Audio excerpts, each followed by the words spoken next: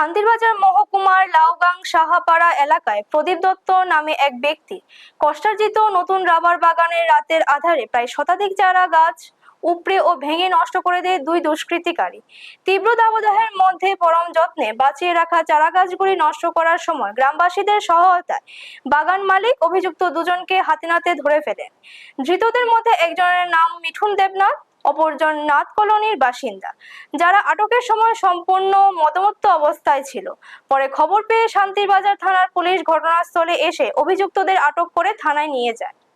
এই ঘটনাকে কেন্দ্র করে এলাকায় তীব্র উত্তেজনা ছড়িয়ে পড়েছে এবং ঘটনার পেছনে পুরনো কোনো শত্রুতা রয়েছে কিনা তা নিয়ে খতিয়ে দেখছে পুলিশ। পাশাপাশি এলাকাবাসী ও ক্ষতিগ্রস্ত মালিক দোষীদের দৃষ্টান্তমূলক শাস্তির দাবি জানিয়েছেন। ব্যুরো রিপোর্ট, নিউজ তৎকাল 24। আজকে এখানে আমরা বাগানটা কিনে লাগাইছি আজকে শুদ্ধ 10 দিন। তো এতে খরা আমরা কলসি করে জল লইয়া গাছের গোড়া দিই। আজকে বিমল দেবনাথের ফলা লিটন দেবনাথ, মিটন দেবনাথ, হ্যাঁ মিটন দেবনাথ এ আরেকটা ফোলা লইয়া বাগানে ঢুকে গেছে।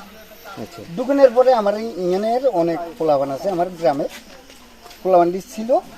তারা দেখছে যে এই পোলাবান্ডি গাছটি চিটতে আছে, মানে ফেরেলাতে আছে, তো ফাটছে না, কিন্তু ভাঙ্গা লাগছে, অনেকগুলো গাছ ভাঙ্গা লাগছে।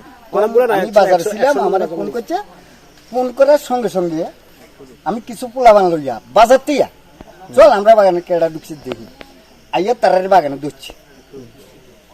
ধরার পরে তোরা তারা জিজ্ঞেছি আমি, তোরা কে কইছে বাগানটা বাগানোর লাগে, যে মানে কইছে কেউ কইছে না, একদম মদমত্ত অবস্থা। তো কইছি যে তোরা কোন সময় ক্ষতি করছি, কইছেন না, তাহলে তোরা কেন গাছটি ভাঙলি?